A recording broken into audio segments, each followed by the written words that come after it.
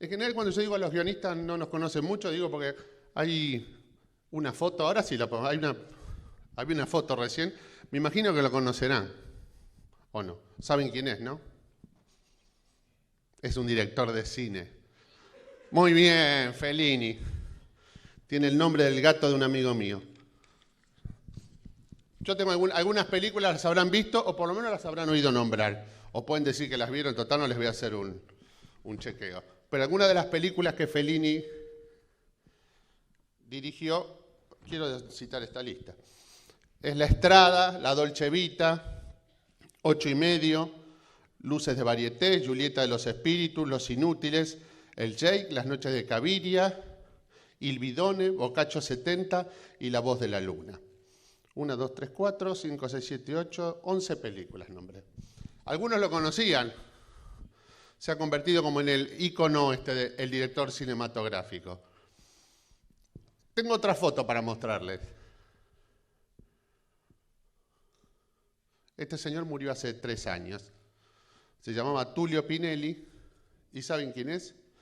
Es el guionista de La Estrada, La Dolce Vita, 8 y medio, Luces de Varieté, Julieta de los Espíritus, Los Inútiles y toda la lista que nombré antes. A este no lo conoce nadie. Además de tener la suerte que se murió con casi 100 años, escribió más de 120 películas.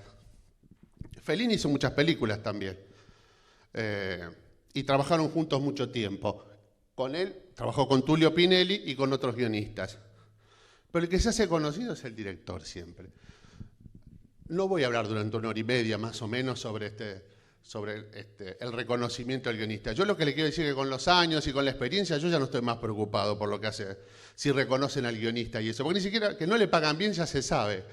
Pero ni siquiera es importante desde el lugar del reconocimiento, digamos. Es reconocido en la industria, todo el mundo reconoce que un guión es importante y que necesitamos un buen guión. Y que sin un buen guión no se puede filmar una película o la película no sale bien.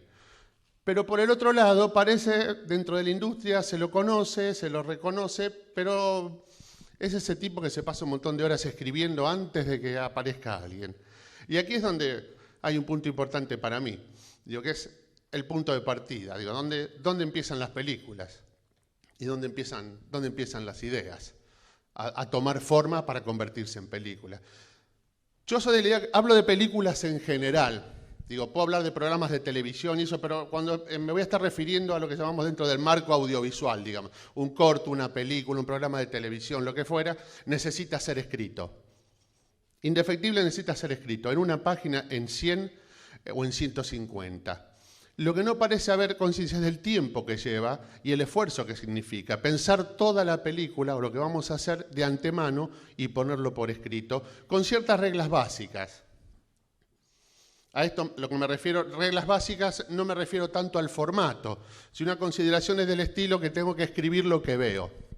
Tengo que escribir lo que se dice y tengo que escribir lo que se ve. Y que a diferencia de la narrativa tradicional, donde hay un narrador casi siempre, en lo audiovisual el narrador resulta un poco molesto. Se usa mucho, pero le llamamos recurso técnico, lo que conocemos como la voz en off, o la persona que narra, la persona que cuenta. Es un recurso más, pero no necesariamente es algo que está en todas las películas o en gran parte de las películas, como suele pasar con la novela, por ejemplo, ¿no? La voz del narrador omnipresente.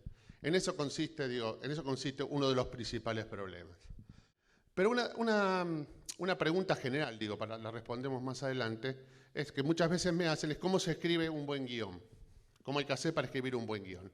Yo entiendo de dónde viene la pregunta, generalmente porque dicen, bueno, yo hice películas, tuve suerte, las películas fueron vistas por mucha gente, le fue bien, etcétera, etcétera, y a muchas personas parecen gustarles. Entonces me preguntan cómo se escribe un buen guión, y yo siempre digo lo mismo, igual que un buen guión se escribe exactamente igual que un mal guión. No está en nosotros la decisión de escribirlo mal o escribirlo bien. Yo escribo un guión, me sale mal o bien a pesar mío. Ojalá yo pudiera elegir, porque diría, me pagan menos, lo escribo mal y lo hago más rápido. No existe esa posibilidad. Entonces estoy obligado, a escribir un guión. Bien o mal lo escribo, no tengo muchas chances.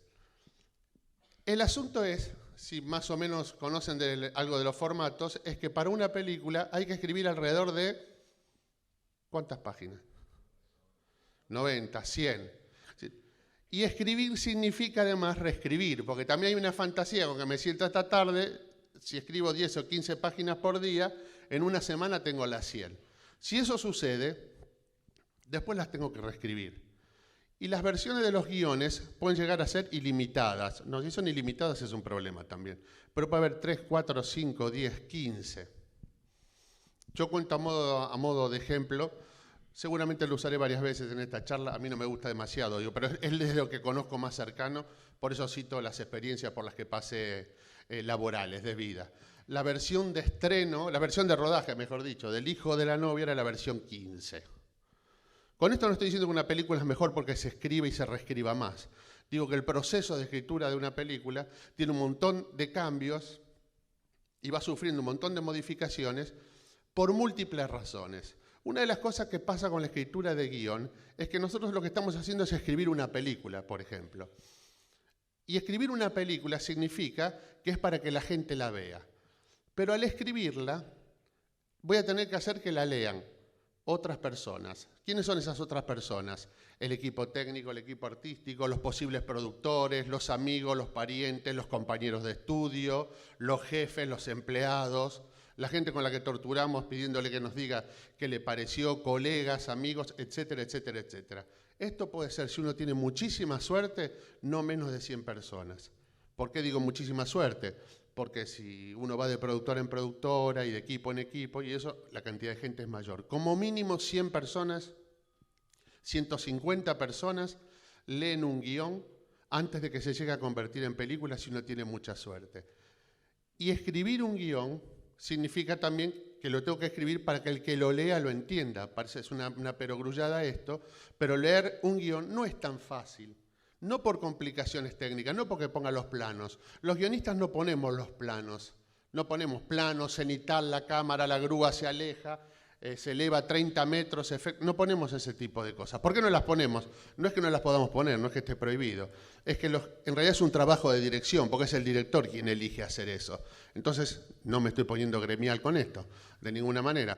Pero digo, es la parte que nos toca como guionistas es pensar la historia y dejar al director que piense eso. Generalmente trabajamos con el mismo director, o si somos nosotros los que vamos a dirigir, no tenemos, podemos hacer este tipo de indicaciones. Lo que no puedo hacer es ponerme las indicaciones técnicas como si solo lo fuera a leer yo después, porque lo va a leer un montón de gente. Entonces, a partir de ahí, la escritura del guión tiene que ser una escritura relativamente agradable, no solo por lo que cuenta, sino en la manera en que está narrada, pero tampoco la puedo adornar mucho, no puedo adornarla como adorno la literatura tradicional, no como si escribiera un relato. Juan con los ojos llenos de lágrimas, producto de la emoción que le embarga por haber aprobado el último examen de su carrera, sale de su casa. Digo, ¿cómo veo todo esto? Si yo lo único que estoy viendo es a Juan salir de la casa, salvo que una voz me diga, ¿no? La voz del pensamiento de Juan que habla. Dice, qué contento estoy, he aprobado la última materia de mi carrera, ese tipo de cosas. Y eso en las películas nos molesta. Eso que en la literatura lo vemos mucho, en las películas nos molesta. ¿Por qué? Porque suena muy artificioso, suena muy falso. Esta es una de las tantas cuestiones, con respecto a la escritura de guiones. Decía 90, 100 páginas, un corto tiene 8, 10 páginas, ¿no? También, 10 páginas escribo y tengo que reescribirlas. Cualquier historia que cuente tiene una mínima cantidad de páginas que tienen que ser escritas y reescritas. El asunto que hay es que ese es un ejercicio que es básicamente que lo van a hacer cada uno de ustedes. Quien se proponga escribir un guión sabe que tiene por delante una larga tarea. Va a contar una historia. A mí lo que me importa de las películas, de las cosas que escribo, es que cuenten una historia. Yo no sé si todos tienen tan claro, o sea, todos piensan, les importa contar una historia. Cuando digo contar una historia me importa, no me refiero a ver qué es lo que un personaje o un grupo de personajes hacen, las acciones de ellos. Me importan las acciones, porque sí necesito ver a los personajes en acción. Cuando digo acciones, no me refiero solamente a las acciones físicas que implica correr, saltar, no me refiero a lo que sería de una película de acción, una película de género, de aventuras. Acciones es respirar, es amar, es comer, es dormir, es un montón de cosas. Es lo que hace el personaje. Esa construcción del personaje, ese trabajo del personaje, me requiere a mí pensar en dos cosas. ¿Qué hace? Yo pienso en un personaje. Bueno, ¿qué va a hacer este personaje? Además de comer, ¿qué? ¿Cuál es el objetivo de este personaje? Y empieza a aparecer algo, o sea, tengo que empezar a construir un relato audiovisual. Tengo que construir un relato audiovisual en el cual, empiezo a pensar cosas cotidianas, como suelo pensar. Lo primero que a uno se le ocurre generalmente es algo bastante burdo. Digo burdo, bastante tosco. Bueno, se levanta a la mañana, el cenicero con todos los cigarrillos, señal que ha estado fumando mucho la noche anterior y lo ha dejado, la casa desordenada. Empiezo con pequeñas cosas.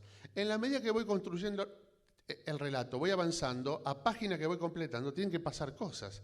Y me empiezo a preguntar qué es lo que está pasando, hacia dónde va esta historia. Esa es una pregunta que me la tengo que hacer desde la página 1. No es porque tenga que darme la respuesta ya. Generalmente hay que buscarla, a mí personalmente me gusta buscarla desde la escritura. O sea, me gusta sentarme a escribir para ver qué pasa. No es que me siento y escribo lo primero que se me ocurre, pero tampoco mi proceso pasa por pensar toda la película. Hasta que no tenga toda la película en la cabeza no empiezo a escribir.